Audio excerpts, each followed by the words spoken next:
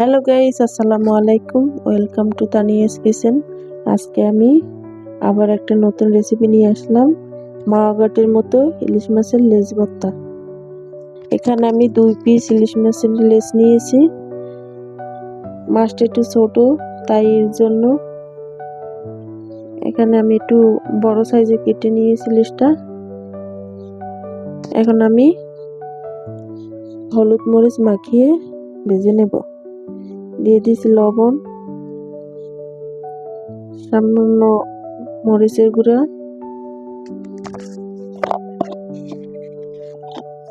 আর দিয়ে দেবো হলুদের গুঁড়া।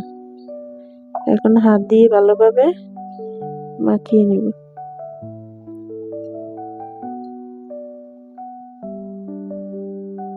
লবণ হলুদ মাখানো শেষ হয়ে গেছে। এখন আমি মাছটা কড়া করে ভাজবো না, হালকা ভেজে নেব। চুলায় একটা প্যান বসিয়ে দিলাম, প্যানটা গরম হয়ে গেছে। এখন আমি দিয়ে দেব পরিমাণ মতন সরিষার তেল।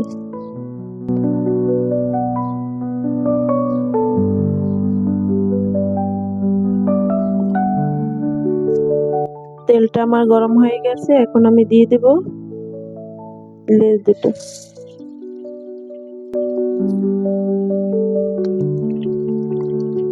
এক সাইড ভাজা হয়ে গেছে, এখন উল্টিয়ে দিয়ে আমি আরেক সাইড ভেজে নেব। মাছের লেজ ভাজা হয়ে গেছে, এখন আমি তুলে নেব।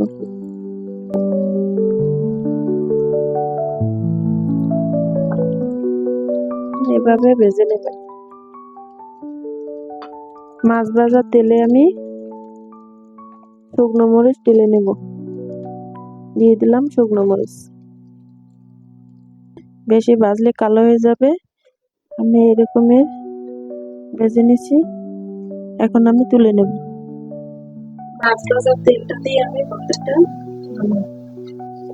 ইলিশ মাছের লেজটা আমি ঠান্ডা করে নিয়েছি। এখন আমি ভালোভাবে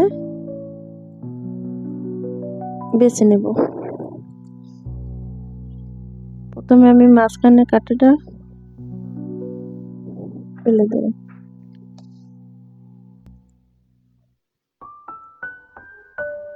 একটু সাবধানে মাছটা বাছতে হবে,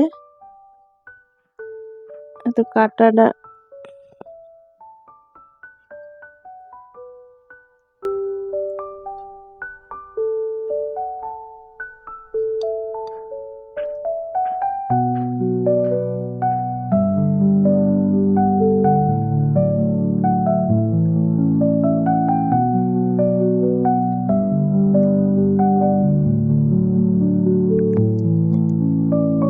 যতটা সম্ভব আমি বেছে নিয়েছি।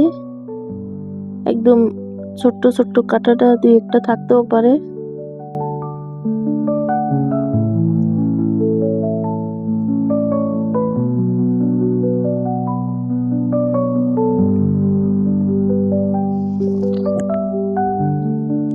দিয়ে দেব 1 কাপ পেঁয়াজ কুচি,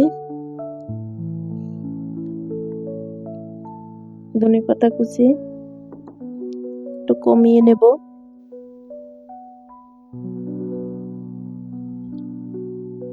একটা কাঁচামরিচ কুচি করে নিয়েছি।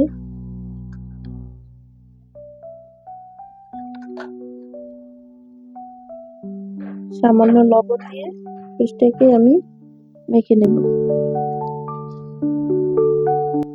ভালোভাবে হাত দিয়ে কচলিয়ে পেস্টটাকে নরম করে নিতে হবে। আগে থেকে আমি মরিচটা গুঁড়ো করে রেখেছি, দিয়ে দেব।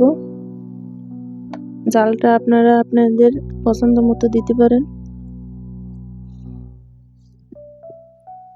এখন দিয়ে দেব মাছ ভাজা যে তেলটা আমি রেখেছি, ওই তেলটা একদম গরম করে দিয়ে দেব।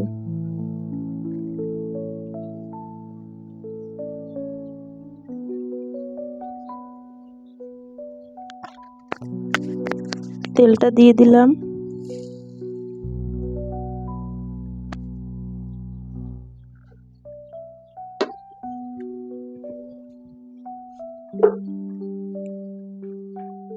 এই মাছ ভাজা তেলটা না দিলে ভর্তাটা খেতে ভালো লাগবে না।